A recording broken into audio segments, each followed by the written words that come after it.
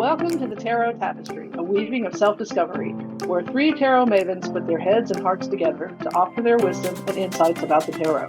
We hope that you find this helpful in your personal journey to self-discovery and growth. Join us as we explore ways to use tarot for self-reflection and self-correction. Together, we'll discover new ways to use tarot to weave threads of understanding into the tapestry of your life. Welcome back to another episode of the Tarot Tapestry. And today we will be talking about oracle cards. So we're giving a little bit of a description of the difference between an oracle deck and a tarot deck. And then we had thought we'd spice it up a little today by pulling a oracle card or cards and then pulling some tarot cards to kind of speak to the main topic of the oracle deck. And I guess this is like a good way to kind of show how we can use oracle and tarot together. And it's just like a fun way too, especially if you're a beginner with tarot, to kind of look at the broader topics of oracle decks and then using the tarot cards to kind of delve in a little bit deeper. So join us as we do so today. Are you guys excited about working with oracle decks today? I am. I only have one deck of oracle cards though. Right now. Ooh. I had more. I might have more. They might have just been shuffled into a storage box somewhere. But Okay, let me ask you a question, Angie. So you have one oracle deck, but roughly how many tarot decks do you have? I don't have that many anymore. I used to have quite a few, but I like rehomed them. I think probably less than 10. Okay. That's And how that many did you includes have before you probably about double that. okay. I think, yeah, because when I decluttered, I just had so many decks that were beautiful but I just wasn't using them. So I decided to, instead of trying to find space for them. I think I might have a couple more oracle decks somewhere in the house, but this is the one I could find. And it's the Missing Witches deck of oracles. So it's Oh, very nice. What about you, Linda? I have a few oracle decks, most of which I have just recently acquired. I have the one Angie has because I have the books that kind of are by the same authors. And the first one I got more recently was the Oracle of Mystical Moments, which is by the same artist and author of the Tarot of Mystical Moments, which Angie's been using. And I recently picked up a couple of other ones, but I'm going to use this one called Seasons of the Witch.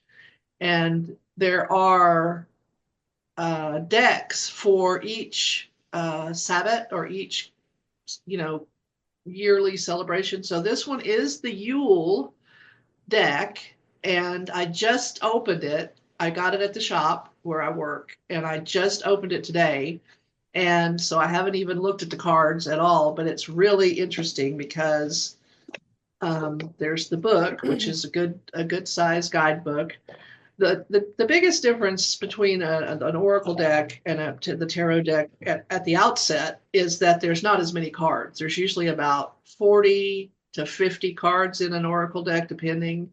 And of course, the tarot deck has 78. But these cards are so beautiful. They're green and they have this gilt green edge around them, and they're just gorgeous. Just looking at the back and the edge. Like I said, I haven't even looked at the card, so we'll do that in a bit. But that's what I'm using today. And I have one for Samhain, which I ordered off of eBay, and it was just the deck without the book. So I'm probably going to have to buy a complete set to have the book because I want that. Tarot cards. I did what Angie did before I moved to Denver about 6 years ago. I kind of rehomed all of my decks except for the Osho Zen, which I've had for 30 years, and kind of traveled around, moved around. And then when I was in Texas and joined the Tarot Diagnosis, I started to buy more decks, and now I probably have about 20.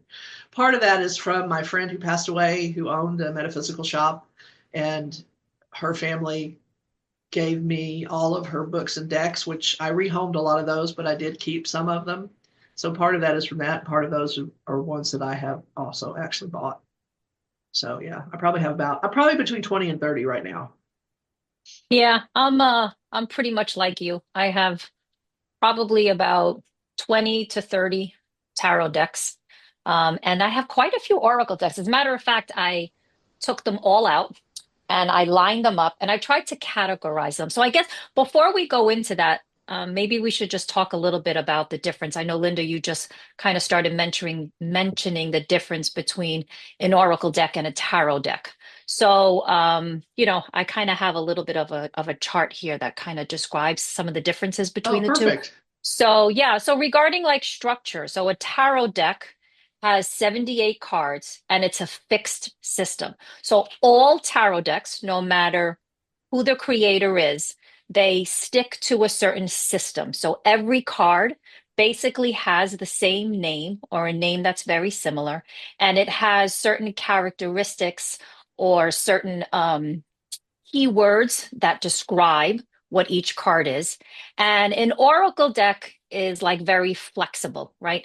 Oracle decks are made by various artists, and each card can have a different name and a different meaning to the card. So there's no fixed system for oracle decks. For a tarot deck, it's usually about like life lessons, right? So your major arcana can be major themes in your life or based off of archetypes. And then the minor arcana kind of talks more about your daily living, daily lessons, and such. And then the oracle decks basically have various themes and it's just like a big range of things that you can talk about. Um, and then I think that's really it. And then I did read because I was trying to do like a little search on the difference between tarot decks and oracle decks. And one of the things mentioned was that tarot decks are kind of used for deep exploration of self, almost like using it very much to deal with themes that are occurring in your life and as a means to kind of reflect and using these general agreed upon themes and how they play out in your life. And an oracle deck, most of them are cards that give like some inspiration. They're inspirational. Many of them have affirmations, their guidance, their insights into just various topics and themes. So that's kind of what I learned about them. I don't know if you guys have anything else that you wanted to add to that. Well, yeah, you're right, Kate, because this one I have, as I said, Seasons of the Witch, and they have different decks that go through the different um, parts of the wheel of the year, the wheel of the year in, I guess, Wicca and some pagan religions. I also bought a deck called Moonology, and it's an oracle deck that's around the moon. And it has, full moon cards, and it combines the moon, the lunar phases with astrology. So one of the cards is full moon in whatever sign, and then they have a crescent, waxing, waning. So they do that with the phases of the moon. So that's one. And then I have, like I said, the Oracle of Mystical Moments. It's beautiful artwork, and there are you were right when you said affirmation. So the cards are like, there's one that's called Garden, and it's about flourishing and growing where you are and doing that kind of thing. So it just depends on whoever is creating the deck, what kind of theme they want to put on it and what kind of artwork. So yeah. Yeah. Some of the decks, when I was putting them into categories, I noticed that I had some Oracle decks they were about various topics, but they gave you very specific actions that you can take in order to embrace whatever the message of the deck was. And I really like those. So those are more of like my action oracle cards that I can Yeah. go to. I can pull a card. I can gain further insight into a specific topic, but then it also gives you some action steps that you can take to kind of like harness or embrace that energy. I don't know if you guys have any decks that are similar to that. You guys, I feel No, that was, silly because I oh, have affirmation decks. I have two affirmation decks. I just mm, haven't used them in a long time, and I don't know why it didn't dawn on me when we said let's discuss oracle decks to grab these out. yeah. But this one is The Art of Abundance from Cassandra Reinhardt. She's Oh, I a didn't know yoga she had a teacher. deck. I don't know if she does anymore. And then this is from the Body, Mind, Soul Yoga Studio. They don't do this anymore either, but this is a few years old and it's just they're beautiful chakra cards with really, good sayings. So that's what I was going to say about some oracle decks can be more even educational, like this Yeah, and Missing the other Witches thing I deck of was, oracles and oh yeah, your wheel of the year, stuff yeah, and your moonology. You're learning about lunar yeah. And cycles the and other stuff. thing I was going to say is, when you study tarot, like you said, Kate, I like that, the fixed system, is that the more you work with it and the more you go through, regardless of whatever deck that you use, you start to learn the meanings or the interpretations of the cards. And then you can go pick up a deck, and say, oh, I like, say Four of Swords. Oh, I love this Four of Swords. And it gives me a little more insight into the basic meaning from, the classic Rider Waite. But that's not going to change. Every Oracle deck is different. And unless you work with the deck like on the daily basis and use it, you probably are not going to memorize that. So it's okay to go to the book and read the meaning in the book because every one of them is different. So every book is going to be different. Every meaning to every card is going to be different. So you don't, I'm not going to worry about trying to memorize an Oracle card deck. I'm just going to go to the book and read it. If I like one and I use it a lot, then I'll get familiar with it. But you won't learn those Oracle decks the way you learn tarot because they're all different. Absolutely. Absolutely. Some of the other ones, one of my favorites, I have actually two favorites. So when I started my sober journey, one of the decks that I used quite often was, where did it go? It was the Power of Surrender cards. And I Wow. just love this. Like, I know that part of your journey in sobriety is, and just like really in life in general, is this idea of surrendering to just pretty much everything and anything that you do not have control over, right? That's like, Let go and I let think, God.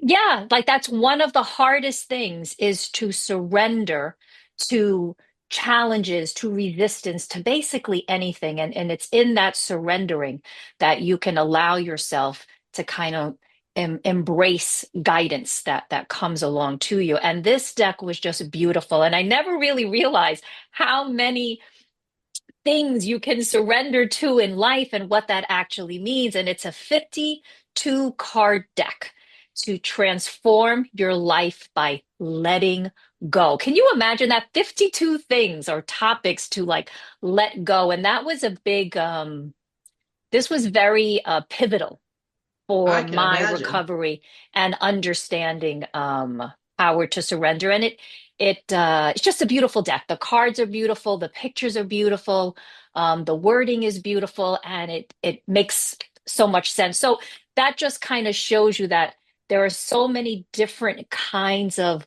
ways to use oracle decks, Yeah. for different purposes, for different maybe for different things that you're trying to do in your life or certain paths that you might be taking. They have these just different oracle decks that can kind of guide you along certain kind of paths. I had another one called Soul Truth, Mm, self-awareness card deck.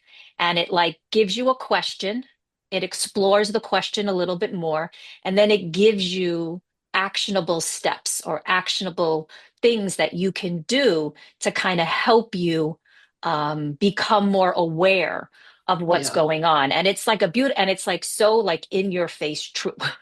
It's like it's truth. But anyway, so Yeah. So I the love the thing, decks that give you actionable steps to and the do. thing I mean, about Oracle cards that I think is kind of cool is that you can use them on like really superficial level, like you can put a deck in a bowl by your door, and you can just pick up a card and look at it when you go out the door and say, "Oh, okay, I'll think about this today," or just say, "Oh, that's pretty," you know.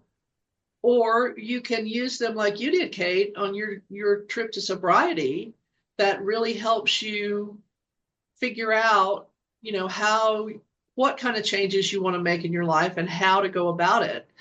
So there's many levels. You can just use it for a fun thing. It's like, oh, these are pretty. I like these, and oh, I like this. This kind of makes me feel good when I get up in the morning to look at one of these. Nothing major like reading the horoscope in the newspaper. Do people read newspaper horoscopes anymore? Are there newspapers anymore? Who knows?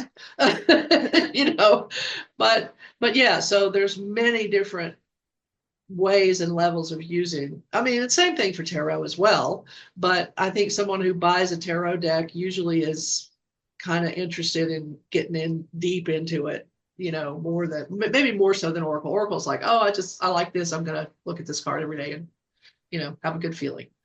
Yeah, I really like this deck. I haven't thought about it in a long time. Now I'm gonna have to start pulling cards every day this month. And this is the Body Mind Soul Studio deck by Allie Van Fossen. And it's really a great thing when you're trying to build a practice because everything is chakra colored, and this one says is about when your emotions are running, and it asks little questions so you can pull tarot cards to the questions. So oracle decks are just so like They're so anything versatile. can Yeah. happen. Yeah. Yeah. I love that. And I have when I was talking about different like categories of them, um, you know, you can have like very witchy ones, that kind of Mhm. like cater to that witchy woman that you have Mhm. inside. And Linda, I have three of those seasons of the witches. I think I have the ones you Do have. I you? have the Yule, yeah, the Yule, the Mabon, and the Samhain. Oh, The wow. Mabon Okay. happens to be um I tend to resonate a little bit more with the Mabon one. But I love them. They're just beautiful, beautiful decks. They are Yeah. The just next one I want to gorgeous. get is Imbolc, because Imbolc I think is my favorite, just for a lot of reasons. It's just it's like February 1st, 2nd, and it's when the Hmm. light is coming back, and it's before the dreaded daylight savings time, so you can actually tell that it's getting lighter. you know the days are getting a little bit longer every day. It's a very gentle thing. And when I was after I separated from my second husband, I moved into this apartment, which was on the top floor of an old house. And I love that apartment. It was just so great. It had those big high ceilings, and it had I didn't have much. So it had some furniture in it, which is nice. And so I was kind of in this woman's circle that had kind of evolved over a couple of years. And I moved in October, and so I wanted to have kind of a housewarming slash in bulk thing in the early spring. So I invited a bunch of people. Didn't think anybody was going to come. Ended up with 13 people in my tiny little apartment. Well, the living room was kind of big, but they came, and we had a potluck, and we had this. So what I did was, I gave everybody a candle, gave everybody a white carnation, because white flowers and stuff. And then it got dark, obviously, and then we turned off the lights, and then we had a little invocation, and then we lit the candles to symbolize the light coming back. And it was just so cool. I mean, it was just, I met a couple of people because people brought people that I didn't know, and I met a couple of people that I still know today. And it was just really a cool thing. So yeah. That's beautiful. Wonderful. Yeah. I love that. Yeah. So I So I want I was want that looking. deck. Yeah, but yeah, I love these because I'm in 6 or 7 of them. I don't know. I'll probably end up having all of them, but over time, I'll get there. Yeah, they're beautiful. And I think she keeps coming out because I don't think she yet has one deck for each of the Sabbats. I Yeah. think she's kind of working on that, but they are beautiful decks. And it's just like I just love reading them for that bit of like inspiration and just I knowledge like about this. yourself. And And I like the seasonality of it, because she Yeah. really focuses on the season that you're in. And that also, sometimes can have a different meaning when, then, if you pull a card, say if you pulled a Yule card in July, maybe it wouldn't resonate as much because it's not winter. But yeah, Yeah, because the themes focus on that season and, right. whatever, I don't know what the word is, like whatever topics are associated with the season. So if you think of like winter, you might think of things dying, you might think of cold, you might think of celebrations just because of some of the Right. holidays around December, whether they be religious holiday or pagan holidays. And if you think of like Mabon, which starts in September, it's kind of like the beginning of the fall.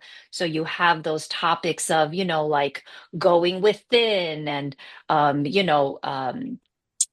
thinking about your past, like kind of reflection and then letting things go and preparing for that winter time. Like, I love it. I love Yeah.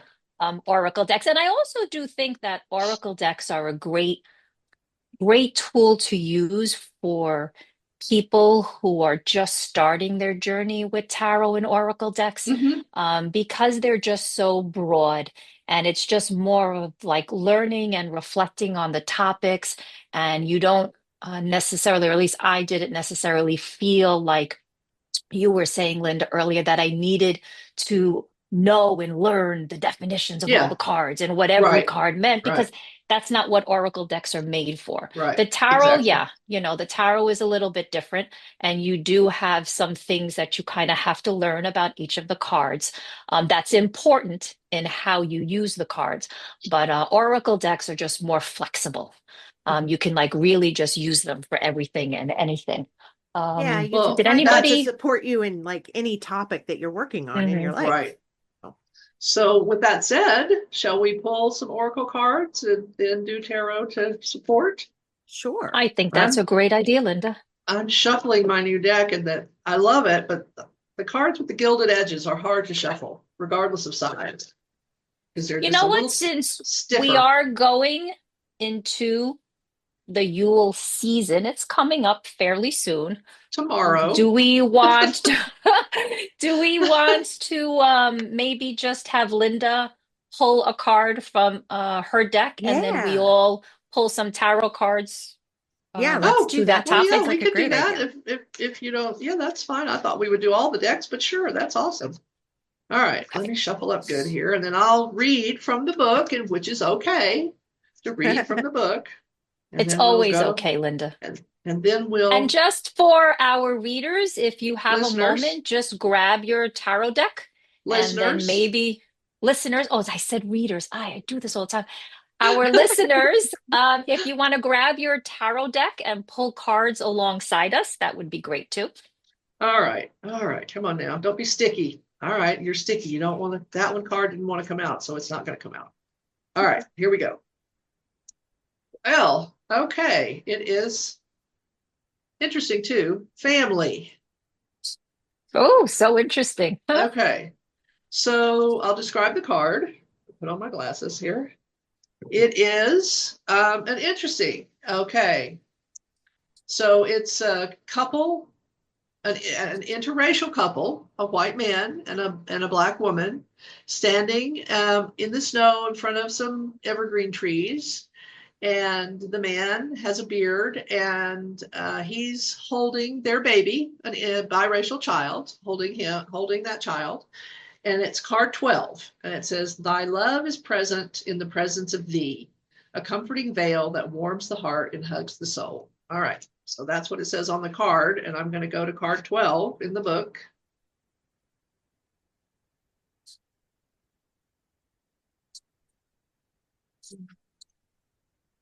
Well, I said I was going to go to the card. So the cards in the book don't look like It's page they're, 57 if you're looking for it. well, thank you, because they're You're not very welcome. the cards are not numbered. Well, they are numbered, but I can't see them. They're tiny. Okay, here they are. Okay, the key words: support, roots, and tradition. And then it has the little quote that's on the card. It says, there's nothing like coming home for the holidays. Your immediate family are the ones who've known you since birth and have been with you through the boo-boos, graduations, birthdays, and celebrations. They have been there through the good times and bad. Sometimes coming home to the people who know you well is all you need to chase away the blues of life. There's also the family you choose, the ones who, despite a lack of blood relation, have accepted you as one of their own, and you have done the same for them. True family will love you as you are and won't try to change you. The assortment of different personalities somehow fit together, and within this familiar space, traditions and values are born. This card guides you to honor your beliefs, traditions, and heritage. Now is not the time to improvise, change things up, or try something new. This card advises you to return to the basics and build a stronger foundation for yourself. That could mean returning to school, joining an organization with well-established rules and principles, or seeking out a mentor who knows the ins and outs of your goals. You can't break the rules until you know what the rules are. A period of study and observation will serve you well at this time.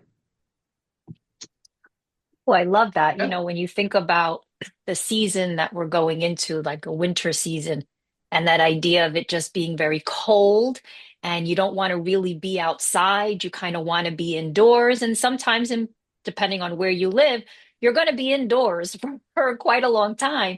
And that idea of using that time that you have indoors as a time for for study, right? For learning, for you know, just maybe finding something new that you want to do and just like taking the time that you have indoors to just study, to read up about it, to learn about it. I love that idea. Well, and I want to say that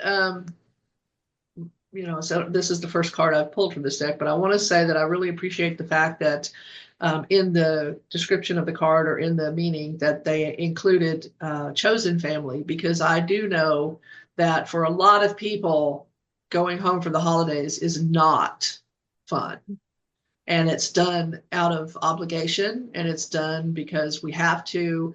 And I have seen, as I am on social media, various platforms, I have seen many people who have decided for various reasons, and it's not only about the political climate, although that has things some to do with it, but for many reasons that they have decided that they're not going to do that anymore. They're not going to subject themselves to the people who know them so well, but yet continue to abuse them. And so they go with their chosen family, which are the people that will accept them as they are and celebrate that. And I think that's very healthy. I don't think that you should be forced to be around people who make you feel less than you are just because you happen to share DNA. Yeah, I just, that's not family. Family, it's like the guy who has raised the child from the time they're a baby, and then they get in a fight with the mom, and the mom does a DNA test, and, oh, you're not the father. Well, yes, you are the father because you have put in the time. You have done the work, so Absolutely. And I think some people get caught up in this idea that and I'm just going the term that comes to mind is blood is thicker than water. yeah, And I think sometimes the negative part of that is you think that, oh, this is my family and I have to subject myself to everything that they're dishing out to me. And I'm saying more of the negative things, right? yeah, Because it's my family. And yeah, there's something wrong with me because I don't have the same ideology or the same beliefs that my family has, and I'm being criticized because of it, but yet deep down inside, I feel this, right? This is part of who yeah, I am. And sometimes families are not accepting, right? They stick to their traditions, they stick to yeah. their beliefs, and they feel that everybody should adhere to them. And then you start to feel almost like you're the black sheep of the family. You're being Or the ostracized, scapegoat. but Yeah, yeah, and then you just feel like you have to be part of it because they're your family and you can't go against your family but it's not necessarily true because there are, like you're saying, Linda, other people that are not blood, but that are your family because they share the same beliefs right, and right. traditions as you do, and we all should be around people that make us feel good for who we are, that Exactly. support us and wants to nourish and nurture our beliefs. Like those are the Yeah. people that you want to spend time with. Now, I'm not And telling if those anybody, are the, please, no, to I mean, go but against your family and if walk those are out the the people door or anything, that but you're born into, I mean, if you're born into that kind of a family that loves you for your quirks and, then that's great. And sometimes it's a mix, sometimes it's Uncle Bob that is the problem. And if Uncle Bob doesn't show up or you can avoid Uncle Bob, it's okay because the rest of the group is fine. No family group, however it's put together, is perfect. But if you're in a group that's constantly making you feel like you're not enough, or the way that you live your life is wrong, or they don't like your partner or whatever, you don't have to subject yourself to that out of obligation, because honestly, if you don't show up, they're going to talk about it for a minute, and then they're just going to go back to whatever old conversation they have, and then they're going to go watch football. It's not going to end the world. yeah, absolutely. Okay, so shall we pick some cards? Yes, let's do it. All righty. So Kate, you go. Angie, you can go, and then I'll go since I pulled the first one. I just made an executive decision. How about that? It's Okay. taken me a minute to shuffle, but I'm pretty sure What are we Angie is pulling pretty cards quick on? with these things. We're pulling Um, cards on the family card. Okay. Well, I mean, if there was like a specific thing. Okay. I think what I like about it Well, is when you pull an oracle card and then you pull tarot cards alongside of it. It's like the theme of family, right? Regardless of what the description says, can have lots of different meanings. So I think when you pull your tarot cards, it's kind of like at the moment, what are those cards telling you about what you feel about family or what your thinking is about family? Well, I pulled the Six of Wands, just the regular rider waite. So it's this person riding on a horse and they've got a wreath. It's like they just won a contest or something. And I like that it's almost Christmas and there's a wreath in the card.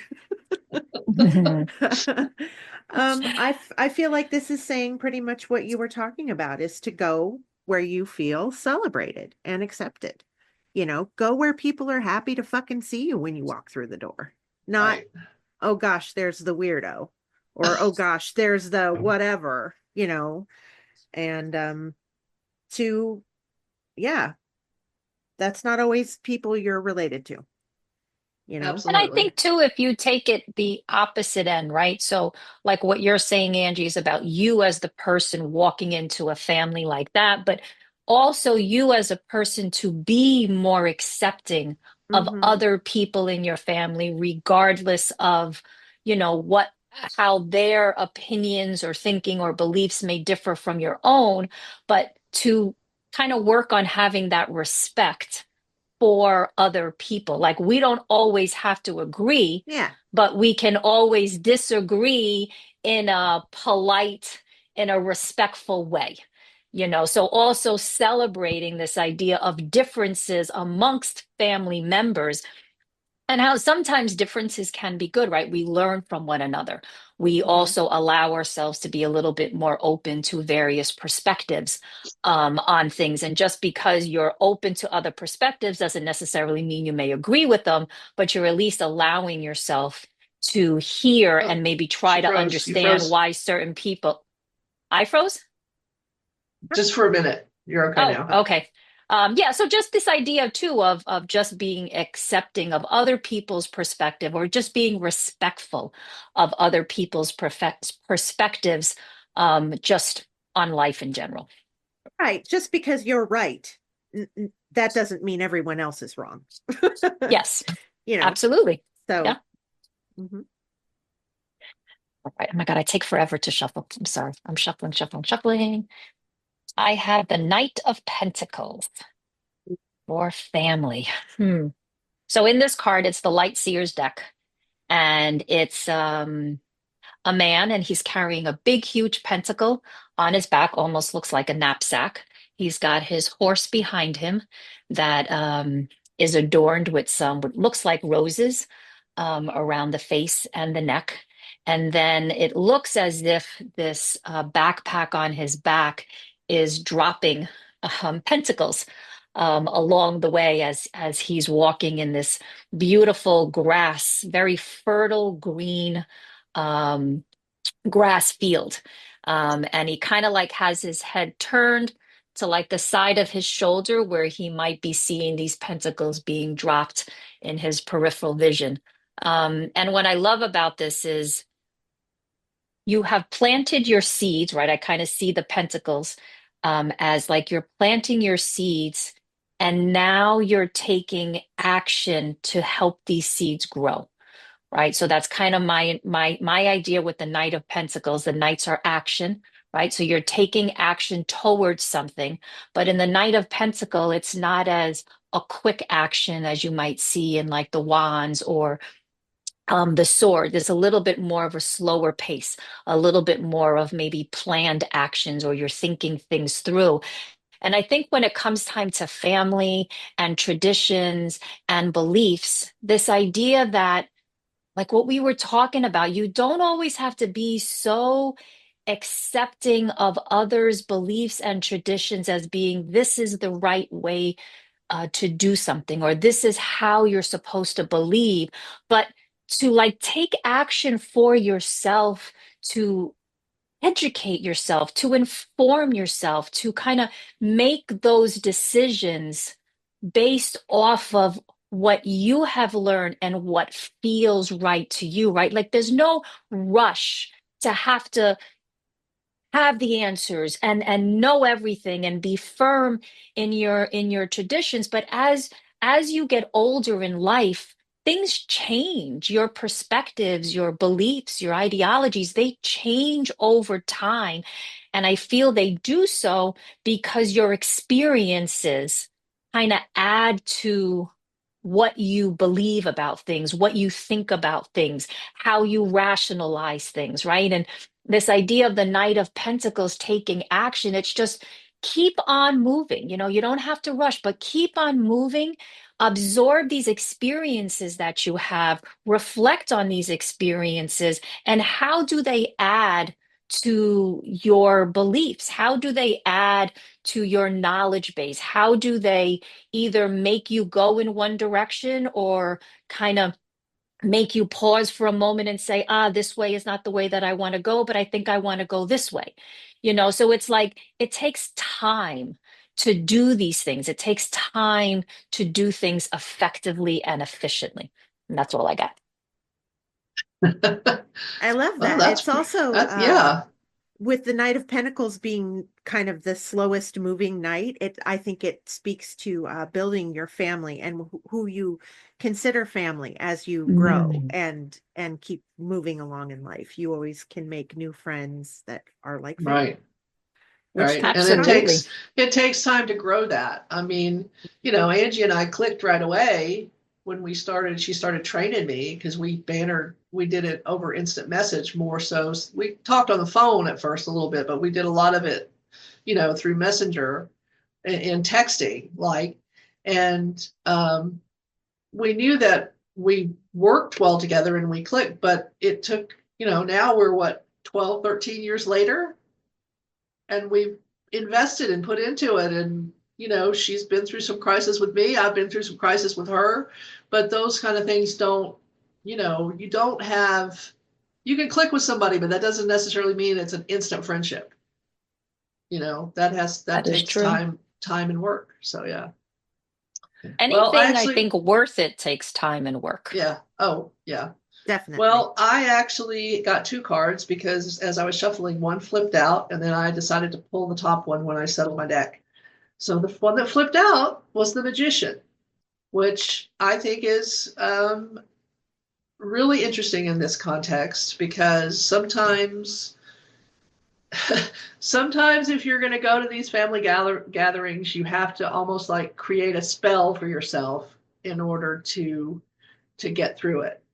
Um, Not only because there may be some people that you don't get along with or boundaries that you're going to have to strengthen or whatever, but also because it's just what it said in the book about this is not the time to do anything new. And when I read that, I immediately thought of this guy that I follow on Instagram, and his handle is called Landon Talks. And he's a guy, he lives in Laurel, Mississippi, and he talks about all things Southern.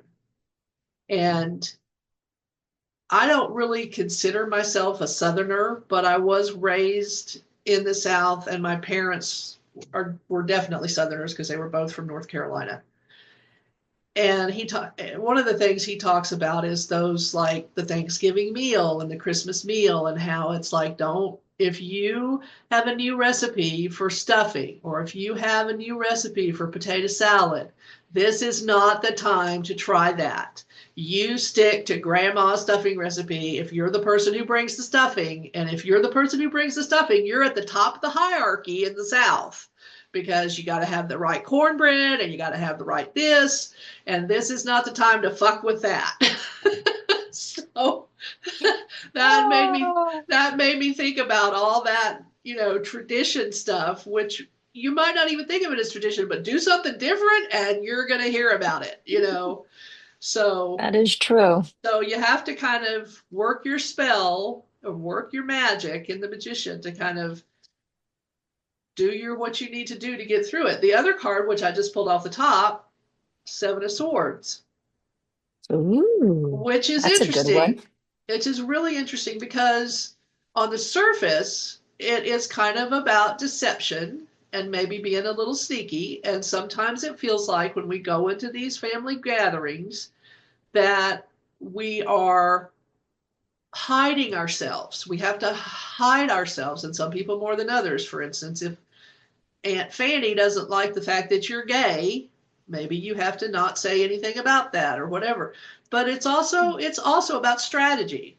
It's also about doing what you need to do to achieve a goal, get through something, deal with whatever you have to deal with. The So the Seven of Swords makes me think of the cousins going for their walk before yeah, dinner.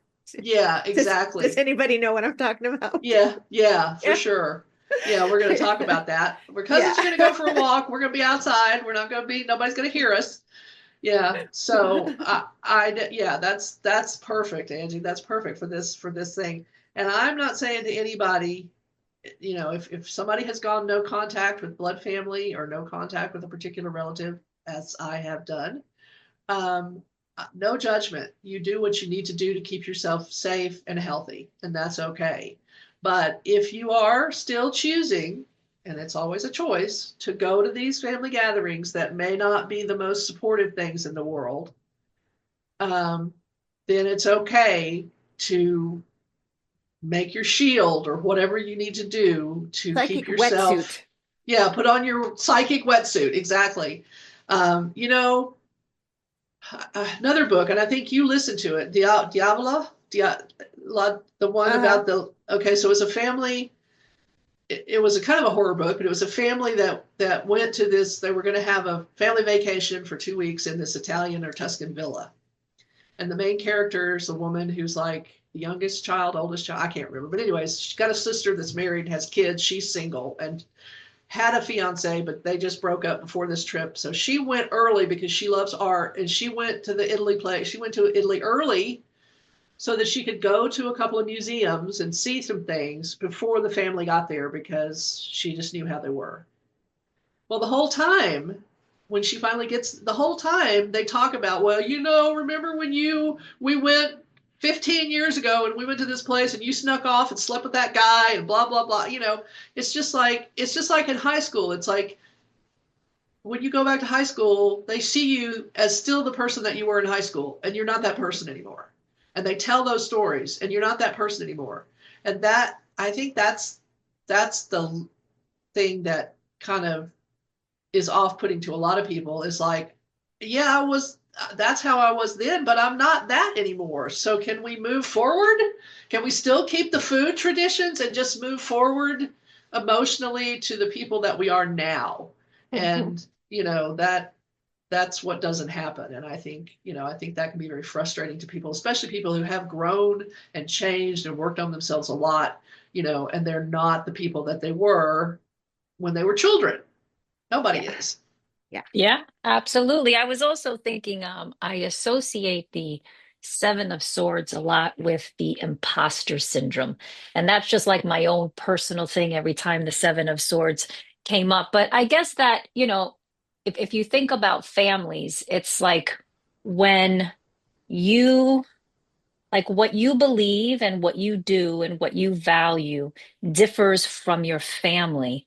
It's almost as if, like you were saying, Linda, you have to kind of go into the family with like a different facade. Like you're not really you. Sometimes you just can't be you in front of other people because you know that they're not going to be accepting of you.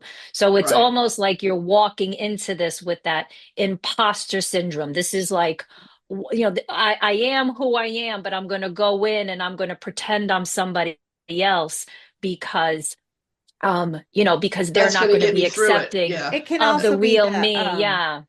I'm going to put on this Angie suit that's several sizes too small for me now. So I don't Yes. have to deal with, I don't want to hear your opinion of my actual life. So you don't get Right. to know about my actual life, Right. you know? Yeah.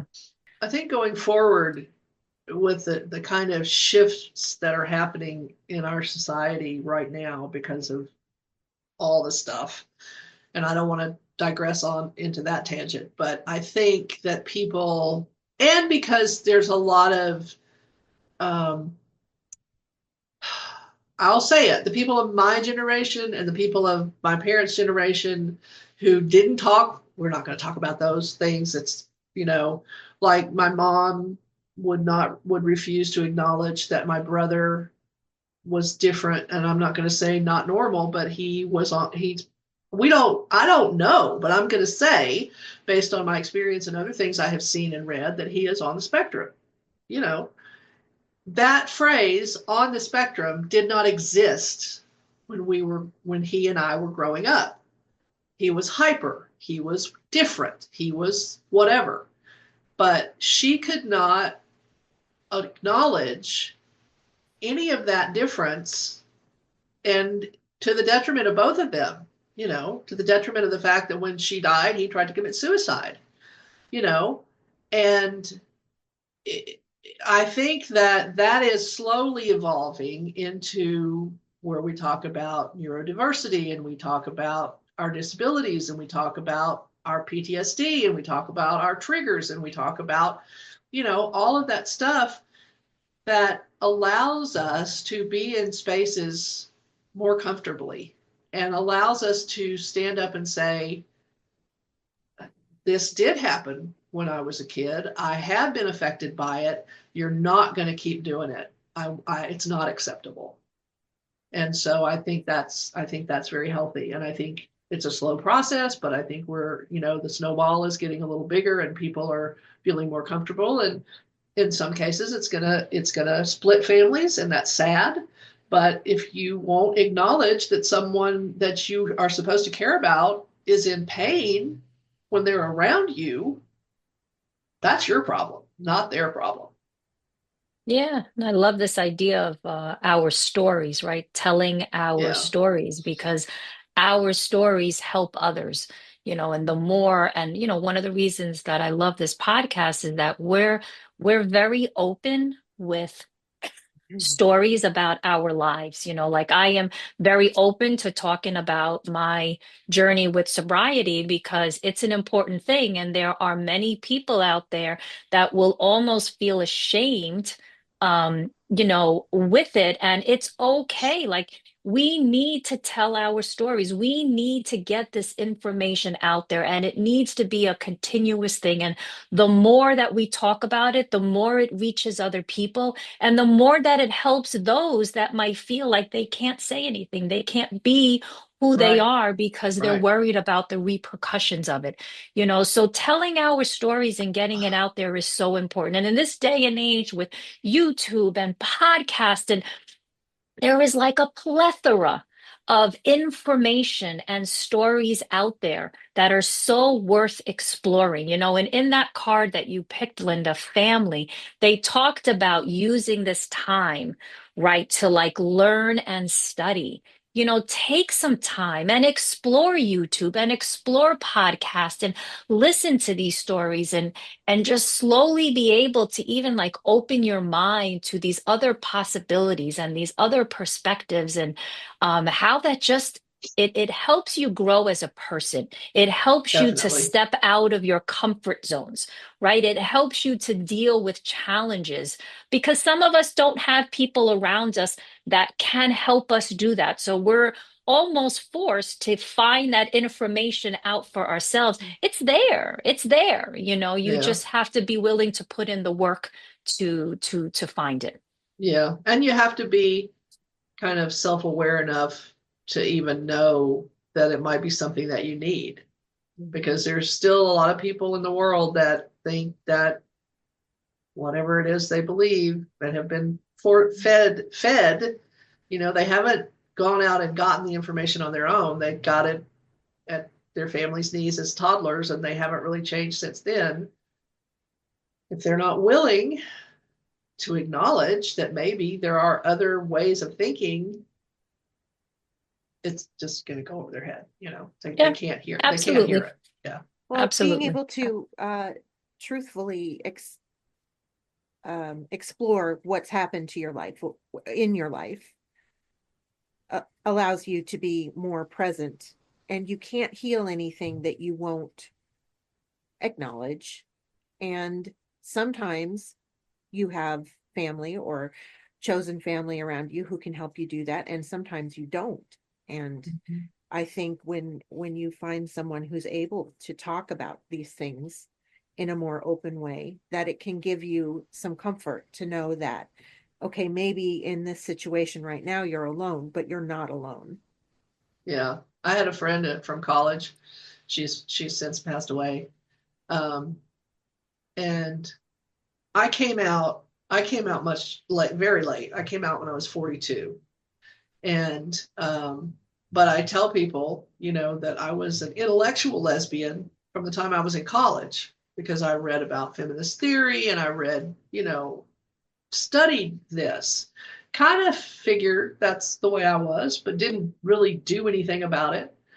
And then when I met my last partner, and I came out and told everybody, and I was on Facebook, and she followed me on Facebook, and we got to talking.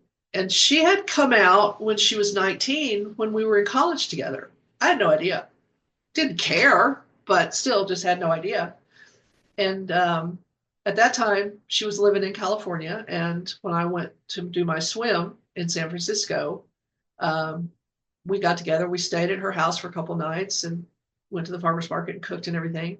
And she was just like, she messaged me one time. She's like, "You're so open. You're so open on Facebook. You talk about," and I'm like, "Janine, this is my life. I'm not hiding anything."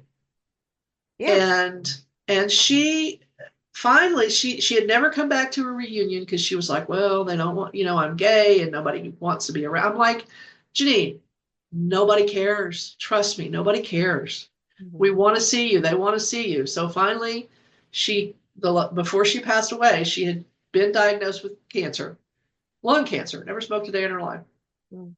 But she came to a reunion, and everybody was so happy to see her. And there had been another person who had survived cancer, and they talked, and she had, you know, and later she told me after, she's like, I'm so glad you bullied me into coming to the reunion. I'm like, yeah, we're past that point. We're past the point of the cliques. We're past the point of the friend groups. It's just now our school was small anyway. There were only 500 students in the entire college when I went there. So our class was only a little over 100 people, and that has dwindled. And so it's like, we just are glad to see the people that are still here. We don't care if you're gay. We don't care if you're divorced. We don't care if you're in a throuple.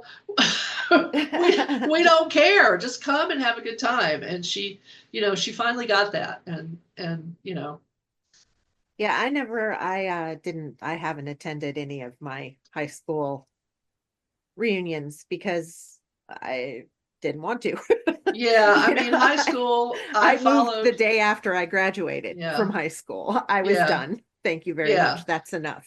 And that is also okay, everybody. yeah. You don't have to. I keep up on Facebook with a couple of people from high school, and I was in a couple of groups, and the more I saw the people, and the more I was just like, this is just not for me. So I kind of have left that.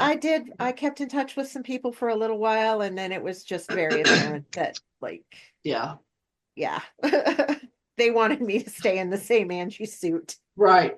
Yeah, that suit's long gone. And I wasn't interested in being a topic of gossip and Yeah, conversation exactly. in rooms I had Angie no was interest in being busting in. out of that Angie suit. You were busting out of it. I love it. Well, this was a very wonderful, interesting, inspiring conversation. And it's just like a testament to how pulling oracle cards and then tarot cards on top of it and how it just opens up a whole like can of worms, right? It Yeah. just adds, Yeah, this is when you great. combine oracle and tarot cards, it just opens up so much more to think about and talk about And and journal see about. You other. should journal about it too. Yeah, Everybody journal. should Grab your journal. journal. Grab your journal, Write guys. it down. Yeah, and it doesn't even have to be a written journal, right? It can be an No, audio no. journal. You can Or record yourself digital. talking about it, Yeah. digital Hmm. or whatever. But yeah, and Type and it I out. think it's really fun when you go back and you reread. Like sometimes I go back and I reread things that I wrote in my 20s. And I was just like, oh my God, you were really screwed up, girl, back then. Like you were really like, whoa, Yeah, but the other But thing is you go back and reread it, and it's like, I'm still working on that? What? I Mm, haven't fixed this yet? But Get you know with what the it. key word, Linda, is I'm working on it, Yeah, which mhm. is better than not. But, I mean, I joke about that, about how screwed up I was. But, I also find that there were a lot of like bits of wisdom and there was a lot of Mhm. it, and you can see those seeds like inside that are just like waiting to sprout and grow. You may those not realize pinnacles. them You're dropping then. those pinnacles. Yeah, that's exactly what it is. So it's just very when you journal, it's really enlightening when you go back and reread what you did. And it's also like goes back to your Angie, your six of wands, going back and rereading your thoughts and your ideas and where you were back then and how much you've grown, right? That's celebrating where you were to where you are now, is And is sometimes, is really in important. your old journals, you can see yourself talking to yourself like, you've got this. You know, you've Hmm. got this. Maybe this seed isn't going to germinate right now, but it's in here, Yeah, Yeah. and it's because it's easy to on the self-improvement journey feel like, I'm not making any progress. Nothing's happened. So, but that's not Yeah. true. It's So everything is a work in progress. But yes, next time, what, Alinda? next time, what are we're doing? We're going to be at sixes and sevens. I think that is our trajectory. Anything can yeah. happen between now and then, but that That is is our so true. trajectory for the six and the sevens. So thank you guys so much. Oh, and I just wanted to mention to our readers too, we are recording this Listeners, oh my God, I did it again. Our listeners, we are recording this just a couple of days after Thanksgiving. So yes, I it's think it's kind of like very interesting that the family card Yeah. came up as totally. as a topic for us today for Thanksgiving. I'm hoping though to edit this and get it out. Um, I know we had one that will air tomorrow because we have our episodes that air every Sunday. So we may have two of them this week. So we'll see what Cool. happens. But Oh, thank you, ladies, so much for meeting up this morning and thank talking you. about Oracle decks. And I hope that we kind of gave our listeners, some, valuable information about Oracle decks and their importance, I think, in the whole self-growth um, discovery that we're all on, Absolutely. Absolutely. So you guys have a great rest of your weekend, You too. and we'll see each other soon.